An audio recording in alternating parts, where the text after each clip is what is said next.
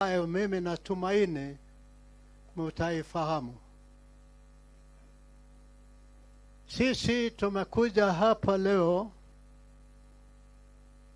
kwa sababu ya watu waliopigania uhuru wa nchi hii. Katika mwaka wa 1952, karibu nchi nzima ilienda katika vita na Waingereza. Lakini kwa bahati mbaya kabisa, kuna watu wengine ambao waliandikwa vibaraka wa serikali hiyo waliotaka kupigana na sisi.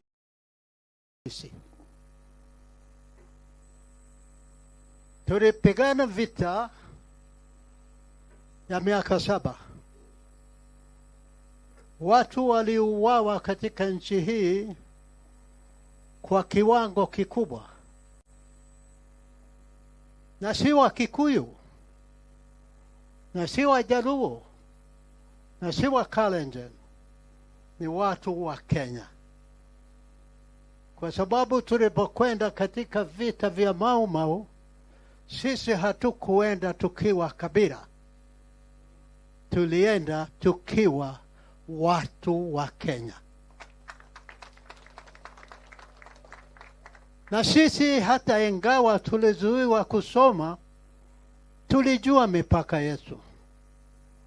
Tulijua mpaka moja wetu ni Namanga, wa pili ni Moyale, wa tatu ni Busia, na wa nne ni Bahari ya Hindi.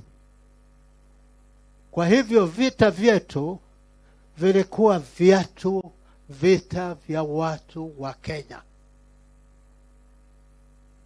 Atakaye hadithia wewe habari ya Wajaluo au wa Kikuyu au wa Kalenjin habari ya vita vya Mau Mau, atakuwa anadanganya wewe.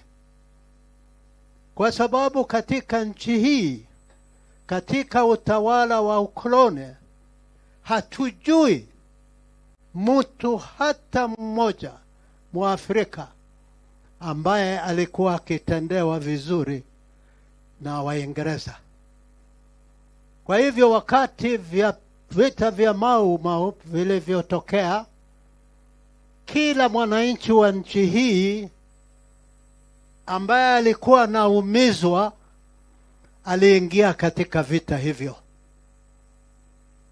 Mimi nataka kutoa shukrani nyingi sana kwa watu wa Kenya wote kwa ujumla, kwa sababu waliwezesha sisi mashujaa kuweza kumwondoa Mwingereza katika nchi yetu. Sasa ilifanyika nini baada ya sisi kushinda vita vivyo? Mwingereza na wale vibaraka wake walikula njama ya kwamba hao walikuwa wana support pande yake ndio watapewa uhuru, ndio sisi tukitoka katika jela na kila mahali pengine tukute serikali imefanywa na iko katika mikono yao. Walifanya nini? Walichukua serikali, halafu wakachukua kila kitu katika nchi yetu. Pesa katika benki, vichaka, kila kitu ambacho ni matunda ya uhuru ikawa katika mikono yao. Na akaanza kukula matunda hayo wakati huo wa siku hiyo.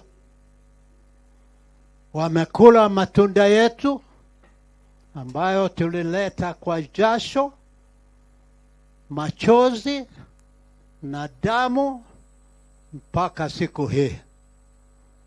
Wale waliopigania uhuru hawana mahali popote ambao wanaweza kukaa ambao wanaweza kupata pesa kuweza kununua dawa.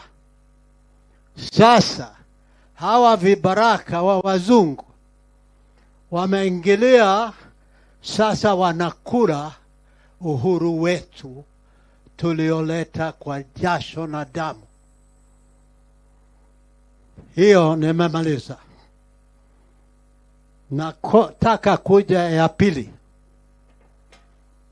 Nataka kutoa shukrani nyingi sana kwa Kenya Human Rights Commission na zaidi wakurugenzi ambao wamekuwa wakiongoza kutokea Wanjiku Amiano, Willy Mutunga, Makau Mutua, ambao ni wa kwanza kunipa sisi shilingi 1,500 ili tuweze kupeleka kesi yetu katika koti. Siwezi kusahau vile vile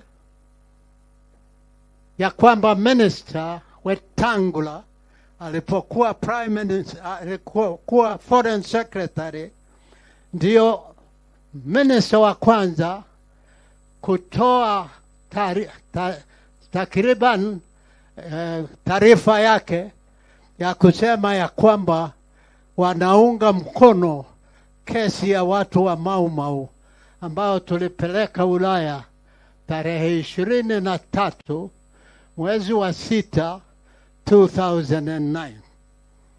Nataka kumshukuru sana kwa sababu alikuwa katika serikali wakati huo na alitoa hotuba hiyo, statement ya kusaidia kesi yetu.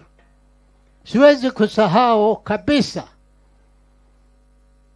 Yash Pagai ambaye tunaye hapa leo, kwa sababu katika katiba yetu aliwezesha sisi kutambuliwa katika preamble ambayo inasema tuheshimu wale walioleta uhuru na haki katika nchi yetu. Kwa hivyo ni pongezi sana, kwa sababu katiba hiyo alianzisha ndio iliweka mambo hayo katika katiba.